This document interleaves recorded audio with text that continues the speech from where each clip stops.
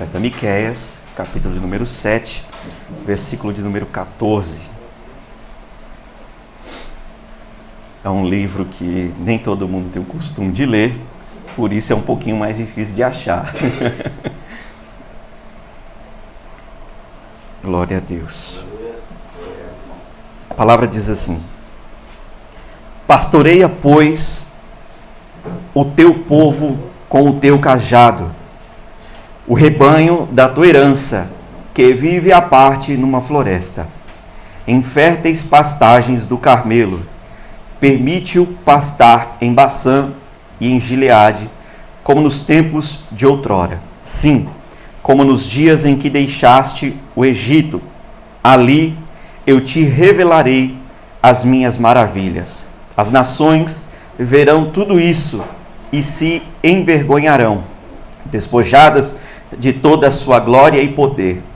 Colocarão a mão sobre a boca e sobre os ouvidos de tanto pavor. Lamberão o pó da terra como serpentes, como animais que rastejam pelo chão. Sairão tremendo de seus esconderijos e virão ao nosso Deus com grande temor e tremor, e tomadas de medo te reverenciarão. Pois quem é, comparável a ti, ó Deus, que perdoa todos os pecados e não mais relembra a transgressão do remanescente da tua herança? Eis que tu não permaneces irado para sempre. Pelo contrário, teu prazer eterno é demonstrar o teu amor. De novo terás compaixão de nós, pisarás as nossas malignidades e atirarás todos os nossos pecados nas profundezas do mar. Amém, irmãos. Então até aqui os irmãos podem se assentar. Glória a Deus. Eu coloquei um título sobre essa mensagem. E o título é: O grande pastor conduz o seu rebanho e mostra a sua graça para com ele. Estava meditando nesse texto essa semana, pedindo confirmação do Senhor sobre a palavra. E o que eu sentia dentro de mim é que era essa palavra. Deus não tinha me dado uma confirmação, a não ser até agora, no último louvor, onde o hino diz: quem é igual ao Senhor? Que Ele é grande. Maravilhas fazes tu. Se você prestar atenção, nós acabamos de ler exatamente isso, dizendo que o Senhor fará maravilhas, e depois ele exclama dizendo: quem é comparável a ti, ó Senhor? E nessa manhã eu queria trazer essa mensagem ao coração dos irmãos com a graça, do Espírito Santo, para que todos nós possamos sair daqui edificados hoje, essa manhã. Esse versículo que nós lemos, essa passagem que nós lemos, irmãos, ela se encontra no livro de Miqueias, no livro do profeta Miqueias. O profeta Miqueias, segundo os estudiosos da Bíblia, eles classificam o profeta Miqueias como um profeta menor. Não porque Miqueias era menor do que os outros profetas, mas porque o conteúdo da sua profecia é mais curta. Então ele é chamado de profeta menor. Todavia, o profeta Miqueias, ele traz consigo uma bagagem de profecia muito forte, muito profunda. E coisas que, se você for parar para analisar, você fica perplexo, admirado. Porque é o profeta Miqueias que, com precisão, vai dizer onde o Messias vai nascer. É o profeta Miqueias, no capítulo de número 5 e o versículo de número 2, que diz que Belém não é menor entre as tribos de Judá, porque é de Belém, Efrata, que sai o governante de Israel. Então ele com precisão fala aonde é que o Messias vai nascer. Tanto é que quando Jesus nasce, os magos vão até aquela região e é questionado aos sacerdotes: onde é que vai nascer? Eles dizem: é em Belém, porque foi assim que o profeta disse. Então é Miqueias quem está falando isso. Miqueias, na sua mensagem, se você for ler, você vai perceber que ele é um profeta de juízo. A profecia de Miqueias, ela é uma mescla de juízos e promessas. Promessas de restauração, promessas de tempos melhores sobre o reinado do Messias, sobre o reinado de Cristo. Então, ao mesmo tempo em que ele está trazendo juízo sobre a corrupção da nação, ele também traz uma mensagem de esperança dizendo que vai haver dias melhores. E essa mensagem ela é muito contemporânea, porque hoje nós devemos trazer juízo sobre a corrupção e ao mesmo tempo dizer que se houver arrependimento, Deus também dará tempos de refrigério sobre nós. Feliz é a nação cujo Deus é o Senhor. Semana passada ouvimos uma palavra a respeito um pouco desse assunto. Mas o profeta Miqueias, ele é muito usado nessa questão. Eu não vou aqui listar tudo isso porque eu quero focar nesses versículos que nós lemos.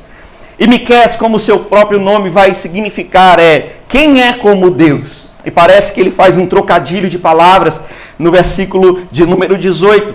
Mas nós vamos focar aqui depois no versículo 18, quando a gente chega lá, a gente fala um pouquinho sobre isso. O versículo de número 14, fique com sua Bíblia aberta se você puder, para a gente acompanhar. O versículo de número 14 diz assim: apacenta com a tua vara o teu povo, o rebanho da tua herança, que habita a sós no bosque, no meio do Carmelo. Apacente-se em Baçã e Gileade, como nos dias antigos. Veja que o profeta, ele está fazendo um pedido, ele está dizendo apacenta, em outras traduções pastoreia. Então é uma oração que o profeta está fazendo, ele está dizendo apacenta com a tua vara o teu rebanho. Ele está pedindo a Deus, apacenta, ou seja, ele está orando para que Deus mostre o seu cuidado pastoral. Deus é o pastor do seu povo, nós somos o seu rebanho. Em Gênesis 49, versículo de número 24, Deus é o pastor e a pedra de Israel. Em Salmo 80, verso 1, Deus é o pastor de Israel que guia José como rebanho. Em Salmo 100 e o verso 3, somos povo seu e ovelhas do seu pasto.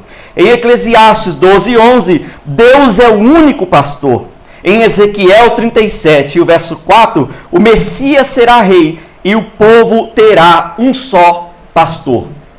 Poderíamos aqui listar vários outros versículos, onde mostra que Deus é o pastor do seu povo. Ele é quem cuida, ele é quem pastoreia, ele é quem vigia sobre o povo. A palavra apacenta significa apacentar, que é conduzir ao pasto. Vigiar no pasto é pastorear. Então, quando ele está dizendo assim, apacenta o teu rebanho, ele está dizendo assim, conduz o teu povo ao pasto, ou seja, conduz o teu povo ao alimento. Ao mesmo tempo, ele está dizendo, vigia o teu povo, o teu rebanho no pasto. Ele está dizendo, vigia, cuida do teu povo enquanto está se alimentando.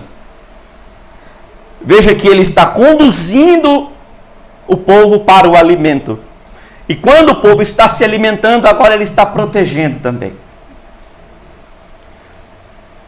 Eu tenho para mim que a pessoa que tem intimidade com este alimento, e nós sabemos que o alimento é a palavra, ele está sob os cuidados de Deus. Quantos de nós não sabemos ou não percebemos o cuidado que Deus tem para conosco? Simplesmente pelo fato de não termos esse contato com o alimento. A ovelha, quando está no pasto se alimentando, ela está tranquila. Ela está sossegada, sabe por quê? Porque ela sabe que ela está sendo cuidada. Porque ela sabe que ela está sendo vigiada. Deus está protegendo o seu povo enquanto o seu povo se alimenta. E aí ele vai dizer assim, apacenta o teu povo com a tua vara. Enquanto eu estava meditando essa palavra, isso foi o que começou a brotar no meu coração. Essas palavras-chave onde a gente pode trazer um ensinamento. Ele diz, apacenta o teu povo com a tua vara. A vara é um instrumento do pastor ao conduzir. Em outras passagens, ele não utiliza a palavra vara, eles utilizam a palavra bordão ou a palavra cajado. Independente, o significado é o mesmo. Eu não tenho muito contato com esse negócio de rebanho, né? eu nasci no Nordeste, mas eu vim aqui para São Paulo muito pequeno.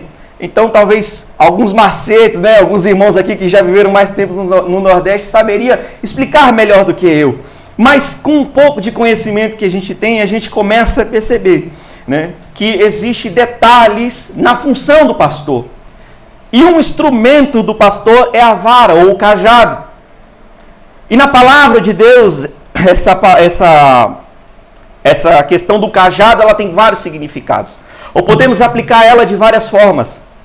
Por exemplo, no Salmo 23 ele vai dizer assim: o Senhor é o meu pastor, e nada me faltará. Em outra passagem diz: o Senhor é meu pastor, e eu não sinto falta de nada. Deitar-me faz em pastos verdejantes, guia-me mansamente às águas tranquilas, refrigera minha alma, guia-me na vereda da justiça, por amor do seu nome. Ainda que eu ande pelo vale da sombra da morte, não temerei mal algum, porque tu estás comigo, a tua vara e o teu cajado me consolam.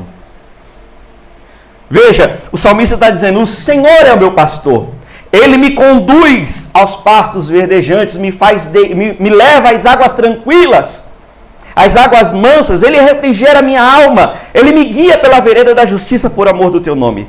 E ainda que eu ande por caminhos perigosos, ainda que eu ande pelo vale da sombra e da morte, eu não tenho temor, eu não tenho medo, porque quando eu olho para o seu instrumento, que é a vara, eu sei que ali eu encontro proteção, eu sei que ali eu encontro consolo, eu sei que dali sai compaixão, eu sei que dali eu posso confiar. A vara é um instrumento importante do pastor. Ele disse: porque a tua vara e o teu cajado me consolam. Consolar é a mesma coisa que confortar. Consolar é a mesma coisa que aliviar. Então, o salmista está dizendo: eu me sinto aliviado. Eu sei que o Senhor me protege. Em Juízes, capítulo de número 6 e o versículo de número 21, só para eu mostrar para você que o cajado é uma figura importante para Deus na sua palavra. Quando Deus aparece para Gideão, o anjo do Senhor aparece com um cajado na mão. Aleluia. Talvez Gideão tivesse desesperançoso, preocupado, estava ali malhando o trigo no lagar, ou seja, trigo no lagar não tem nada a ver uma coisa com a outra. Lagar é lugar de uva. Ele estava se escondendo, né, dos seus inimigos que poderiam ali vir saquear. Então Deus aparece para Gideão com um cajado. Talvez a figura do cajado para Gideão fizesse algum sentido. Talvez quando ele olhasse para o cajado, ele é o pastor do povo de Israel. Aleluia. Eu posso confiar, eu posso acreditar, porque dali sai proteção. Eu não preciso malhar, largar no trigo, porque ele está com o cajado, ou seja, ele está vigiando, ele está cuidando. Eu sei que vai dar certo. Ezequiel, capítulo de número 20 e o versículo de número 37 diz da seguinte maneira a profecia: também vos farei passar debaixo da vara, e vos farei entrar no vínculo do pacto, ou no vínculo da aliança. Veja que o profeta Ezequiel ele vai usar a mesma expressão. Deus faz passar debaixo da vara.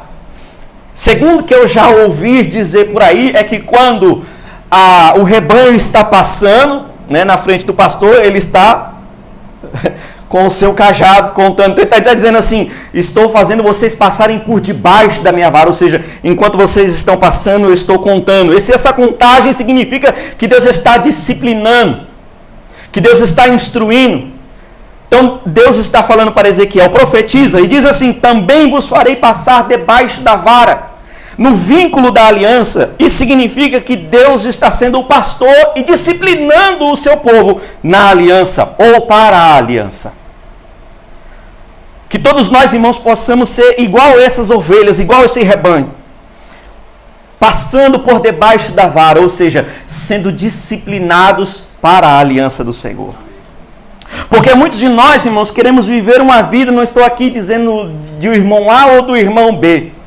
Não é isso que eu estou dizendo. Eu estou dizendo aqui num geral, que muitos querem viver uma aliança segundo os seus próprios conceitos, segundo os seus próprios preceitos, e não aquilo da maneira como Deus realmente quer, da maneira como Ele realmente ordenou.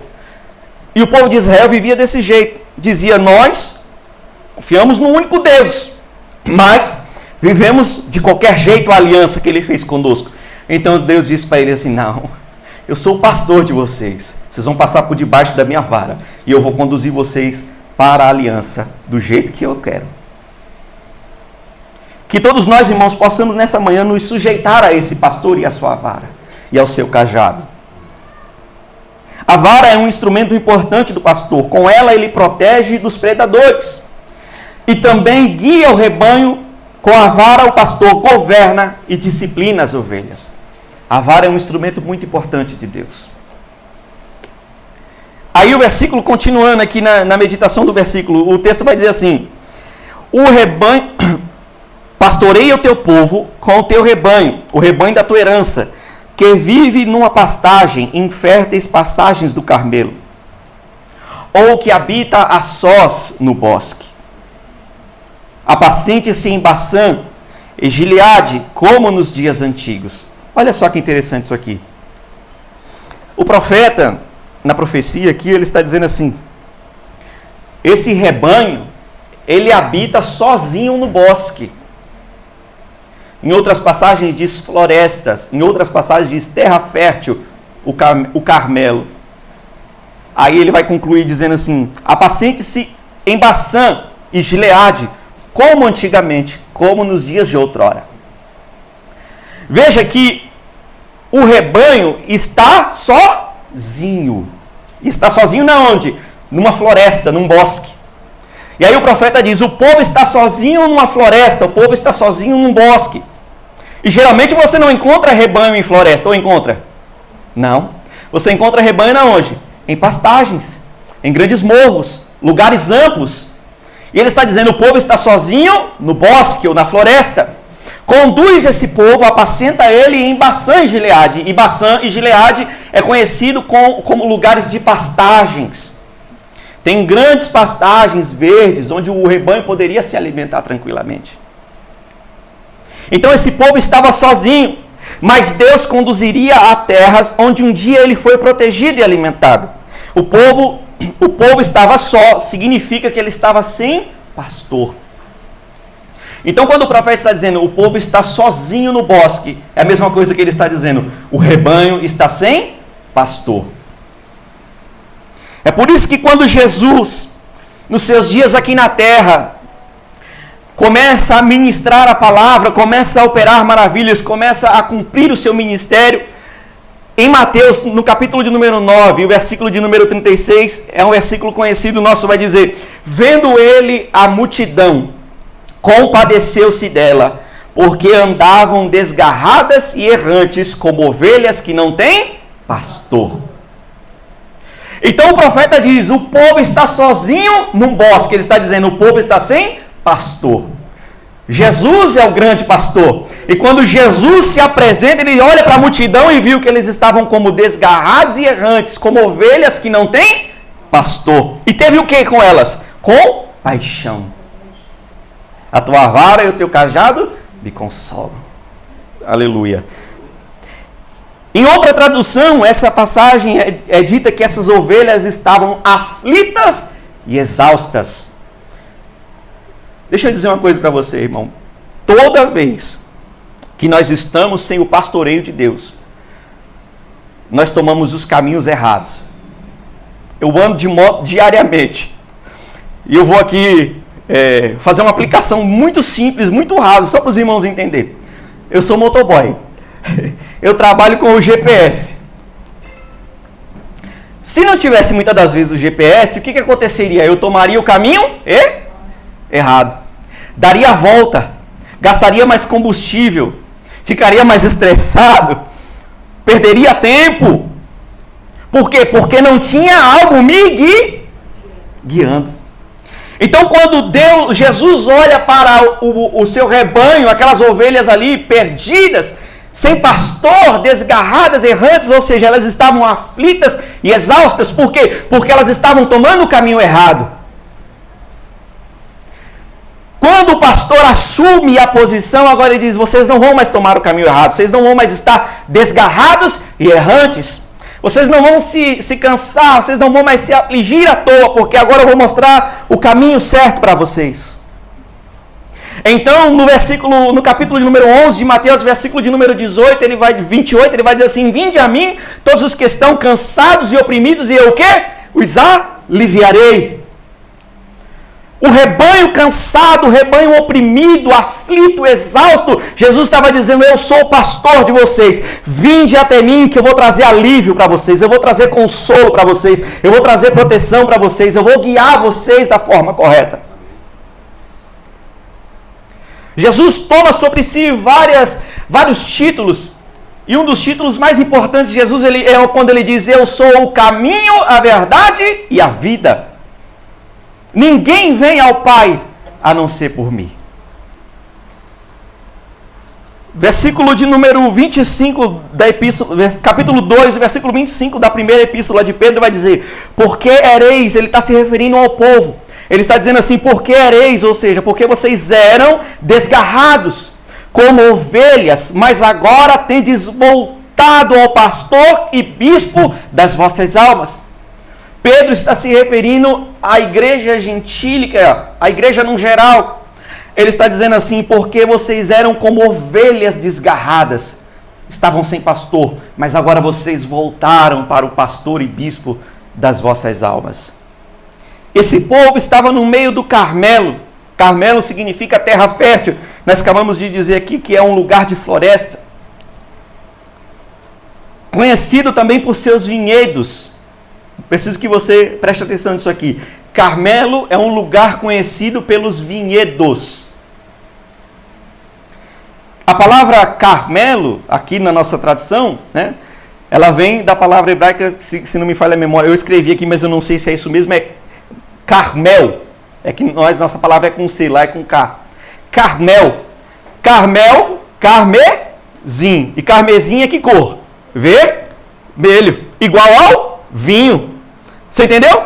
Eles estavam no Carmelo, lugar de vinhedos. E aí eu te faço uma pergunta: é lugar da ovelha o vinhedo? Ovelha, não estou aqui se referindo à bebida alcoólica, estou aqui fazendo uma figuração. Ovelha, animal, bebe vinho? Não. Então a ovelha está no lugar errado. Ele está dizendo: o povo está num bosque sozinho, no Carmelo. Apacite-se em Baçã e Gileade. Eles estavam no Carmelo, lugar de floresta, lugar de vinhedo, ou seja, lugar inapropriado para a ovelha, lugar inapropriado para rebanho. Ele estava dizendo: agora vocês devem ser apacentados em Baçã e Gileade, ou seja, lugar de pastagem.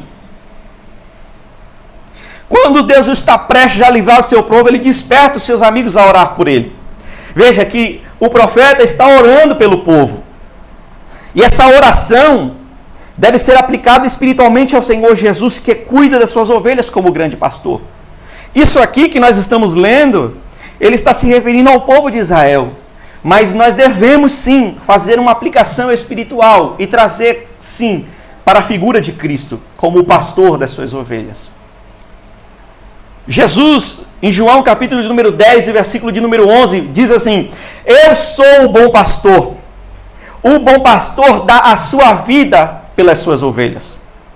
Versículo 14: eu sou o bom pastor, conheço as minhas ovelhas e elas me conhecem.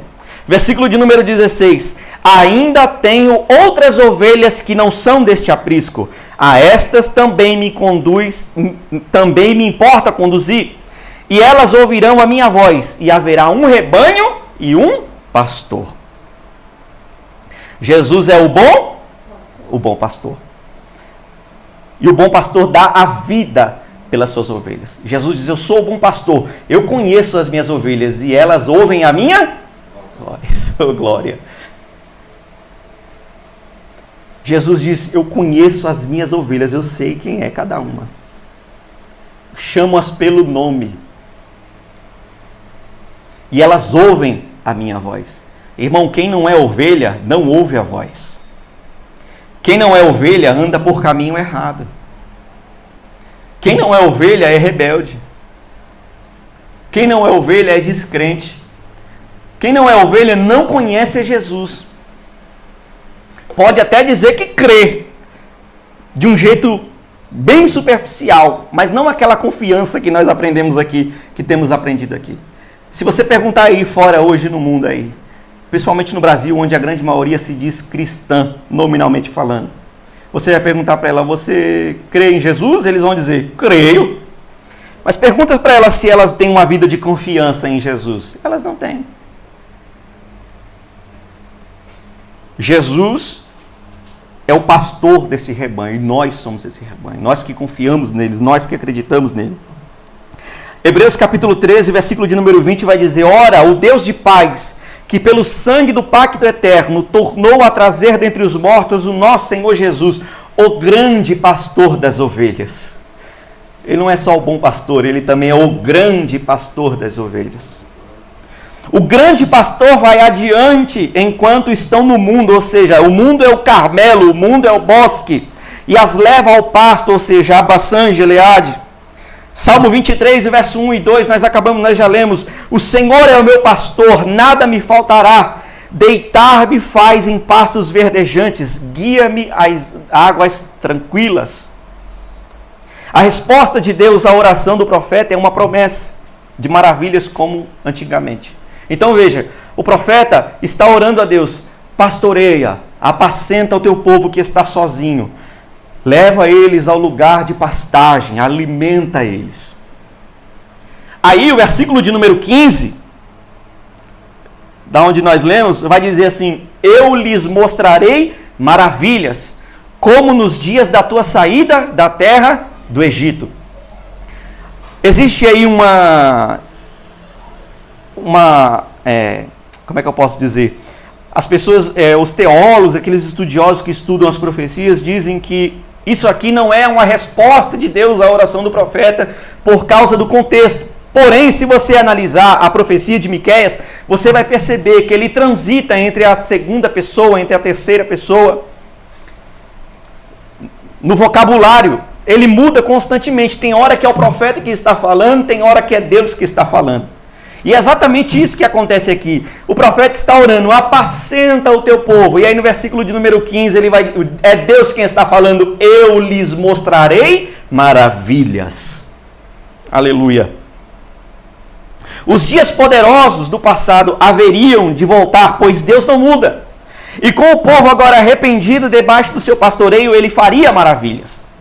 Deus mostrará o seu poder às ovelhas.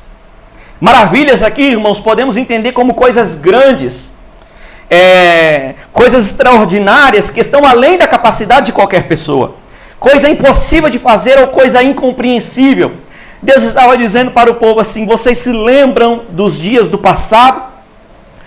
Os dias que eu fiz vocês sair do Egito? Então, aqueles dias, as maravilhas que foram feitas lá, eu vou voltar a fazer no meio de vocês. É uma promessa de Deus para o seu povo. É uma promessa de Deus para o rebanho. Ele é o pastor. Ele está dizendo, eu vou fazer maravilha no meio de vocês. Salmo 78, verso 12, ele lista um pouquinho dessas maravilhas que Deus fez no Egito. Nós já sabemos, mas eu vou ler aqui. Maravilhas que ele fez à vista de seus pais na terra do Egito, como no campo de Zoar. Dividiu o mar e fez passar por ele. Fez com que as águas parassem como um montão. Também os guiou de dia por uma nuvem e a noite toda por um clarão de fogo. Fendeu as rochas no deserto e deu-lhes de beber abundantemente como de grandes abismos. Da penha fez sair fontes e correr águas como um rio. Essas são as maravilhas que Deus faz no meio do teu povo. Coisas que alguém olha e fala, é impossível disso acontecer. Deus tem poder para fazer. Talvez você entrou hoje aqui nessa noite, irmão, esse é meu jeito de pregar, tá bom? Talvez você entrou, eu às vezes dirijo diretamente a palavra, porque Deus me conduz dessa forma. Talvez você entrou hoje aqui dizendo, isso é difícil demais de acontecer. Deus está dizendo, não tem nada comparado a mim. Ninguém é semelhante a mim. Eu sou aquele que opera maravilhas. Irmão, ninguém é capaz de fazer o mar se dividir no meio e fazer com que ele fique parecendo uma parede no meio do povo, e o povo passa no meio das águas, irmão, com os seus pés secos, chegando do outro lado, cantando e adorando o nome do Senhor. Ninguém é capaz, irmão, de fazer a água sair da rocha como Deus fez. E o texto vai dizer que ele faz essa água sair da rocha como se fosse um grande abismo, ou seja, era a abundância de água, a ponto, irmão, do povo beber e saciar a sua sede e a água continuar jorrando. Era muita água, irmão, no meio do deserto. É possível isso acontecer? Não, mas Deus é o Deus do impossível. Para Deus, irmão, não há nada difícil, nada que Ele não possa fazer. Talvez você entrou hoje aqui nessa noite preocupado, ansioso, dizendo isso é difícil, isso eu não consigo. Deus está dizendo nessa noite que Ele é o Deus que opera maravilha no meio do seu povo. Sai daqui, irmão, acreditando, confiando nessa palavra. Sabe por quê? Porque você é rebanho dele, você é ovelha dele, Ele cuida de você. Aleluia. Êxodo capítulo 34, verso 10, disse assim: então o Senhor disse, eis que eu faço um pacto, ou uma aliança, farei diante de todo o teu povo maravilhas, quais nunca foram feitas em toda a terra, nem dentro de nação alguma, e todo este povo no meio do qual estás, verá a obra do Senhor, porque coisa terrível é o que eu faço contigo. Aleluia. Deus está se referindo ao povo de Israel, irmão. Mas nós podemos aplicar essa palavra a nós sim, porque nós hoje somos o povo da aliança. Perceba que ele diz assim: então disse o Senhor, eis que eu faço um pacto, ou uma aliança. Mas nós hoje estamos vivendo a nova aliança. E aí ele diz, eu farei diante de todo o povo maravilhas, quais nunca foram feitas em nenhuma outra nação. Aí ele vai dizer assim, e eles verão a obra do Senhor, porque coisa terrível é o que eu faço contigo. Jesus, irmão, quando andou por essa terra, Jesus curou os leprosos, deu vista aos cegos, destravou a língua do mundo, abriu os ouvidos do surdo, fez o paralítico andar, irmão, ressuscitou o morto. Aleluia, irmão, multiplicou o pão, multiplicou o peixe, andou sobre as águas, irmão, foi transfigurado na presença dos seus discípulos, morreu e disse, eu vou ressuscitar no terceiro dia, e foi do jeito que ele falou que aconteceu. E Jesus, quando está se referindo aos seus discípulos, está dizendo assim, vocês vão fazer obras ainda maiores do que essa.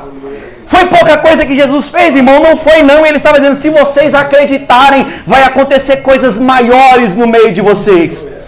Estamos, irmão, para viver, aleluia, grandes dias na presença do Senhor. Só que tem um detalhe, nós precisamos passar por debaixo da vara dele, nós precisamos ser disciplinados na aliança dele, precisamos guardar esse pacto, essa aliança que ele fez conosco.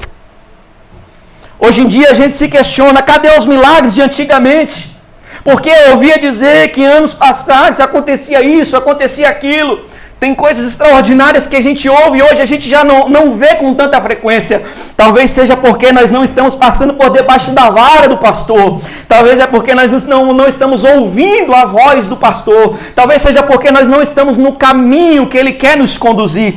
Se nós, irmãos, nos aprumarmos, nos colocarmos à disposição desse grande pastor, coisas grandes acontecerão no nosso meio. E aí, continuando, ele vai dizer assim, as nações o verão e envergonhar-se-ão por causa do seu poder. Então, no versículo 16 de Miqueias, 7:16. Envergonhar-se-ão por causa de todo o seu poder, porão a mão sobre a boca e os seus ouvidos ficarão surdos. Lamberão o pó como serpentes, como répteis da terra, tremendo, sairão dos seus esconderijos, com pavor virão ao Senhor nosso Deus e terão medo de ti. Esses versículos, irmãos, são resultado do que vai acontecer com as outras nações, ao verem o poder de Deus em ação no meio do teu povo. Ele diz que eles vão ficar envergonhados, e os seus gestos diante dessa vergonha são gestos de humilhação, porque eles virão tremendo ao Senhor, ou seja, convertidos ao Senhor, eles o reverenciarão. Deus está dizendo, quando as nações verem o meu poder em ação no meio de vocês, eles vão tremer. Eles vão se envergonhar. E o texto vai dizer que eles se colocam na condição de répteis, que rastejam pelo chão, que saem dos seus esconderijos. E aí o texto vai dizer, e voltam ao Senhor e o reverenciarão. Terão medo dele. Terão temor dele. Isso é uma atitude de conversão. Hoje muito se questiona a respeito de Deus. Deus existe. E o Deus dos cristãos? Acompanhando uma rede social, aí o cara postou assim no comentário assim: eu duvido, ele falou assim, eu aposto. Eu acho que ele era... Porque o que só para mim situar os irmãos, esses dias saiu um vídeo na rede social de uma irmã que era do candomblé. Eu não tenho medo de falar essas coisas não, viu, irmão? Eu não sei se vai ser colocado na internet. Se quiser me processar, eu nem ligo. A Bíblia diz assim, se você quiser ser meu discípulo, tome a sua cruz e siga-me. Sabe o que é tomar a cruz? É uma sentença de morte. É a última consequência da vida. Tomar a cruz, irmão, não é igual a muita gente falar, eu estou suportando essa provinha. Não. Tomar a cruz é assumir uma sentença de morte. E aí o que acontece? A moça, a senhora, já é uma senhora, ela se converte. E aí ela grava um vídeo de todas as estátuas lá, né, que ela tinha, quebrando. Era dela. E ela, quando se converteu, ela julgou que aquilo não fazia mais sentido para ela. Então ela começa a quebrar. E estão gravando. E aí, a gente já sabe, né? A mídia, quem vai lançar na mídia, as pessoas vão falar o que quiser. E aí uma das pessoas falou, eu duvido algum desses pastores fazer um milagre. Então você está entendendo o que eu estou querendo dizer? Hoje em dia as pessoas estão duvidando. Mas antigamente, quando o discípulo chegava, coisas grandes aconteciam. Quando Paulo, irmão, entrava numa cidade, ele vai dizer, eu não fui até vocês somente com palavras de sabedoria, com persuasão humana, não. Eu fui no poder do Espírito Santo. Aleluia. Onde nós chegamos, irmão, onde nós estivermos, algo, aleluia, espiritual tem que acontecer no nosso meio. As pessoas têm que olhar em nós e ver Deus na nossa vida. Mesmo que ele não seja crente, ele vai dizer, eu conheço alguém que tem mais intimidade com Deus do que eu. Estou necessitando disso ou daquilo, apesar de que Deus não é Deus de barganha, irmão. E também não fica fazendo assim, milagre, como é que fala? Ele não fica distribuindo, não é brinde, não. Mas muitas das vezes é assim que acontece na nossa vida. As pessoas olham para a gente e vê que Deus está conosco. E então recorre a nós. E o milagre, irmão, é uma ferramenta de conversão. Você sabia disso? Milagre é ferramenta de conversão. Muitas vezes é necessário um milagre para alguém se converter. Porque só assim ele vai acreditar que Deus está realmente no nosso meio. E aí o versículo de número 18 vai dizer assim, quem é Deus semelhante a ti, que perdoas a iniquidade e que esqueces da transgressão do resto da tua herança? O Senhor não retém para sempre a sua ira, porque ele se deleita na benignidade. O profeta, ele vai dizer assim, quem, ó Deus, é semelhante a ti? O profeta não está dizendo assim, qual Deus é semelhante a ti? Sabe por quê?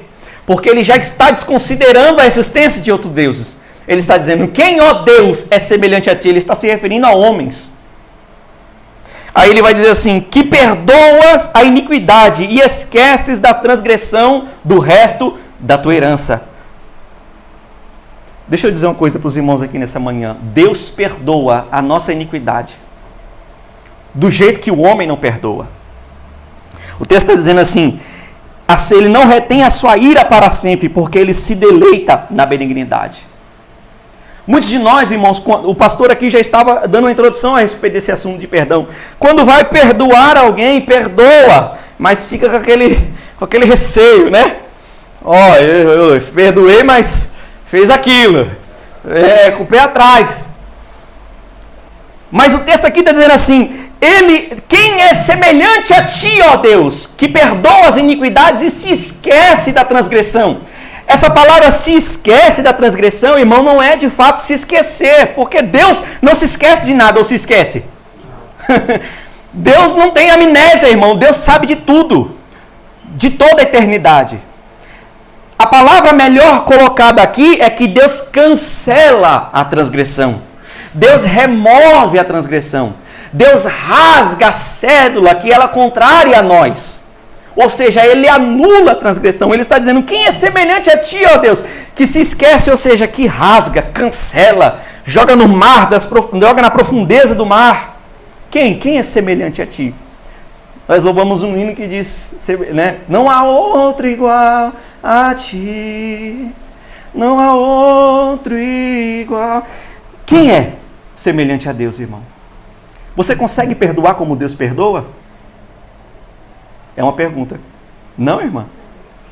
E se eu dizer para você que é possível? Você vai acreditar? A oração do Pai Nosso. Perdoa as nossas dívidas assim como nós perdoamos os nossos devedores. Aí a conclusão é, porque se vocês não perdoarem os homens, vosso Pai Celestial também não vos perdoará. Então é possível perdoar como Deus perdoa. É possível anular a transgressão, a dívida, como Deus faz. Aí ele vai dizer assim, porque o Senhor não retém a sua ira para sempre, porque ele se deleita na sua benignidade. E esse versículo, irmão, é uma exultação, é uma conclusão. O profeta, ele se alegra quando ele olha para o que Deus está fazendo, para as maravilhas que Deus está fazendo, para como Deus conduz o seu povo, e aí ele começa a dizer, quem, ó Deus, é semelhante a ti? E lembra que eu falei no começo que o nome Miqueias é quem é como Deus? Parece que ele está fazendo um trocadilho de palavras com o seu próprio nome aqui, e ele está dizendo, quem, ó Deus, é semelhante a ti? Paulo faz algo parecido lá em Romanos, no capítulo de número 33, ao verso de número 36, quando ele está falando de eleição e graça de Deus para com os homens, e aí então em um êxtase, ele exulta, ele se alegra, ele fala, profundidade das riquezas, tanto da sabedoria como do conhecimento de Deus, e conclui dizendo que tudo é dele, por ele e para ele, glória pois a ele eternamente, amém. Ele se alegra quando ele vê que Deus é gracioso, ele se alegra quando ele vê que Deus é misericordioso, ele se alegra quando ele vê que Deus tem compaixão com o seu povo, e aí ele diz, quem é semelhante a ti, ó Deus? O profeta Miqueias fala, quem? O que o Senhor faz é maravilhoso, as suas obras são perfeitas. Em Salmo de número 100 e o versículo de número 8 em diante vai dizer assim, compassivo e misericordioso é o Senhor. Preste atenção nesse salmo. Tardio em irar-se, grande em benignidade. Não repreenderá perpetuamente, nem para sempre conservará a sua ira. Não nos trata, olha isso aqui, irmão, é maravilhoso. Não nos trata segundo os nossos pecados, nem nos retribui segundo as nossas iniquidades. Pois quanto o céu está mais elevado do que a terra, assim é grande a sua benignidade para com os que os temem. Quanto o Oriente está longe do Ocidente, tanto mais está afastado de nós as nossas transgressões. Como um pai se compadece de seus filhos, assim o Senhor se compadece daqueles que o temem. Pois ele conhece a nossa estrutura e lembra-se que somos pó. Quanto ao homem, os seus dias são como a erva do campo, assim floresce. Pois passando por ela o vento, logo se vai, e o seu lugar não se conhece mais. Mas é de eternidade a eternidade a benignidade do Senhor sobre aqueles que o temem, a sua justiça sobre os filhos dos filhos, sobre aqueles que guardam o seu pacto, a sua aliança, e sobre aqueles que lembram dos seus preceitos e os cumprem. O versículo de número 8 vai dizer assim, é só para mim colocar bem claro aqui, compassivo e misericordioso é o Senhor, tardio em se irar. Aleluia, louvado seja o nome do Senhor. Parece que esse salmo se enquadra muito bem dentro disso que o profeta está falando. E Deus, irmão, ele não se alegra com a morte do ímpio. Pelo contrário, ele tem prazer na misericórdia. Ele não se alegra com a condenação do perverso, mas ele se alegra, ou seja, ele festeja com o arrependido voltando para os seus braços. A parábola de Lucas, capítulo número 15, vai dizer assim, qual de vós é o homem que possuindo 100 ovelhas e perdendo uma delas, não deixa as 99 no deserto e não vai após a que está perdida até que a encontre? Aí a conclusão é: e achando-a, põe sobre os seus ombros, cheio de alegria ou cheio de júbilo. E chegando em casa, reúne os amigos e vizinhos e diz: alegrai-vos comigo, porque achei a minha ovelha que se havia perdido. Digo-vos que assim haverá maior alegria no céu por um pecador que se arrepende do que por 99 justos que não necessitam de arrependimento. Deus não se alegra com a morte do ímpio. Deus não se alegra com a condenação do perverso. Ao contrário, ele se alegra com a misericórdia, com a compaixão, e ele festeja quando alguém se arrepende dos seus pecados e se converte a ele. Quando volta para os seus braços, ele está usando a figura de um pastor conduzindo uma ovelha que estava perdida. O que ele faz com a ovelha que estava perdida? Ele coloca a ovelha no ombro, aleluia. Irmão, gostoso, tem uma passagem que vai dizer assim: gostoso, macio, ou seja, cheio de alegria. Ele vai para casa, chama os seus amigos e diz assim: tá vendo aqui, estava perdida? Aqui, está aqui restaurada. Aí faz festa. E o texto vai dizer assim, a festa no céu por um pecador que se arrepende. Aleluia, louvado seja. O Deus não se alegra, irmão, quando Deus não se alegrava quando nós estávamos lá no mundo. E se nós morrêssemos então, irmão? Mas no dia que você se converteu, no dia que você levantou a sua mão, no dia que você dobrou os seus joelhos em lágrimas e confessou que a sua vida agora era de Cristo. Eu não sei, irmão, se teve festa, literalmente falando, se os anjos cantaram, se houve um movimento no céu, mas o texto está dizendo que Deus se alegrou com isso, aleluia. Você está aqui hoje, irmão, e Deus é contente porque você está convertido a Ele. Deus não se alegra, irmão, com um ímpio que morre, com o perverso quando vai à sepultura, porque o fim dele é trágico. Mas Deus, quando vê um ímpio se convertendo, o perverso se convertendo, aí Deus fica alegre. A obra de Cristo está sendo feita. Aí o versículo de número 19, para mim concluir: tornará a piedade em nós, pisará os pés das nossas iniquidades. Tu lançarás todos os nossos pecados nas profundezas do mar. Assim como Deus precipitou os egípcios no Mar Vermelho. O profeta Miqueias, falando figuradamente, diz que Deus lançará os nossos pecados nas profundezas do mar. Você se lembra do versículo de número 15? Vou fazer maravilha no meio de vocês, como fiz nos dias do Egito. Aí o versículo de número 19. Deus vai pegar os nossos pecados e lançar nas profundezas do mar, como ele fez com os egípcios. Até hoje, irmão, não tem vestígio de egípcio lá no Mar Vermelho. Tem umas fotos aí na internet aí com umas rodas, né, de carruagem lá, que um dia acharam lá, disseram que aquilo ali era a roda das carruagens de Faraó. Mas até hoje, irmão, sabe por quê? Porque foram lançados das profundezas do mar, onde ninguém pode encontrar. Deus não fez os egípcios se afogarem na beira da praia, Ele fez eles se afogarem nas profundezas do mar. Na beira da praia, dava para resgatar, não dava? Mas nas profundezas do mar não dá, não. Assim Ele faz com os nossos pecados, é nas profundezas do mar, para não resgatá-los mais de lá.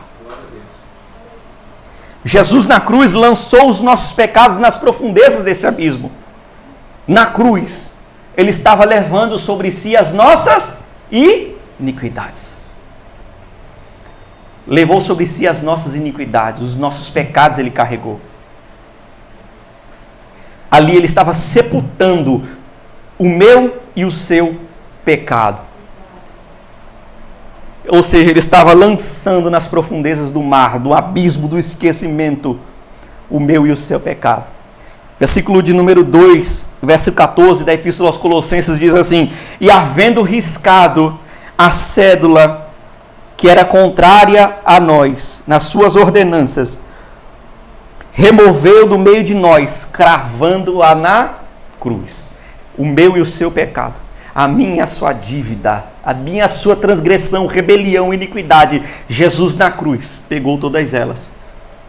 É por isso que já foi até falado aqui, se não me falha a memória, que ali Deus se afasta de Cristo, porque Deus não compactua com o pecado, e Cristo estava tomando sobre si todo o pecado.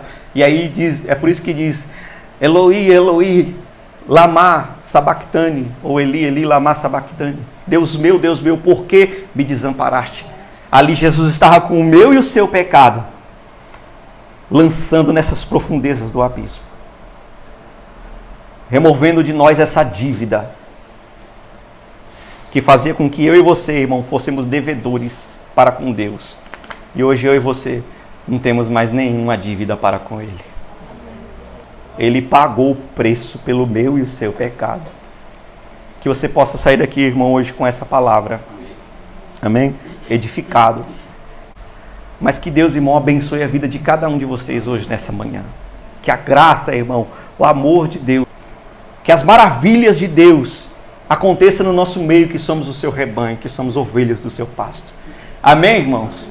Assim eu quero agradecer a minha oportunidade e louvar a Deus. Amém por essa oportunidade. Glória a Deus.